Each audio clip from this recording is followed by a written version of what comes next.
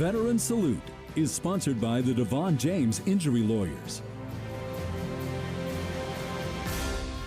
Welcome back. Tonight we meet a Wichita veteran who spent almost a quarter century flying high with the Air Force while taking countless intelligence photos. KSN's Mike Mahoney shares his story in this week's Veteran Salute.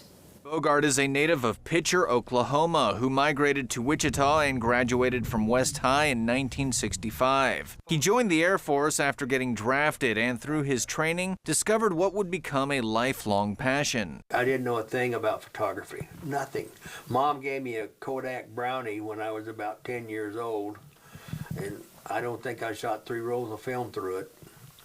And anyhow, I went to tech school, and it turned out that I had a talent for it. Ron soon found himself working the base photo lab at Scott Air Force Base in Illinois and shooting everything from military ceremonies, portraits, and medical photography to deadly auto and industrial accidents. I've been able to put a lot of things away and keep them away, and I've done that for my whole career. Ron eventually got the call to head to Vietnam, and after more training, including combat photography school, he was on his way, but he didn't stay long. I reported in, and about that time, the first sergeant came out, and he says, "Bogart," and I said, "Yeah," and he said, "Go back over there, you're going to Thailand.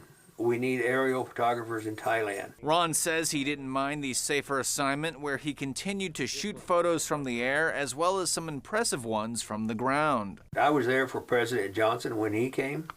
I was one of the photographers that took his pictures. Ron was eventually sent back to Forbes Air Force Base in Topeka, where he joined a photo mapping unit and soon found himself flying over many South American countries and making aerial maps. After that, he took an early out from the Air Force, came back to Wichita to go to WSU, but ended up re-enlisting after getting married. His second round with the Air Force sent him to Hill Air Force Base in Utah, where he photographed bomb and missile tests for the next 9 years. Loved every minute of it. We raised our kids in the mountains, in the deserts. We camped all the time. But Ron wasn't done gathering aerial intelligence overseas, and his next mission was a highly classified one in Germany. Our job was to spy on the East Germans and the Russians.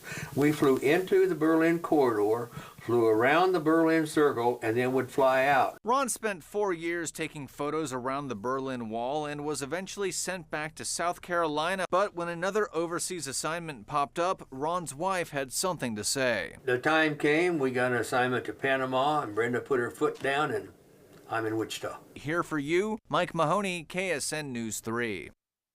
On behalf of Devon James Injury Lawyers, we're honored to recognize this week's veteran, Ron Bogart, who served in the United States Air Force.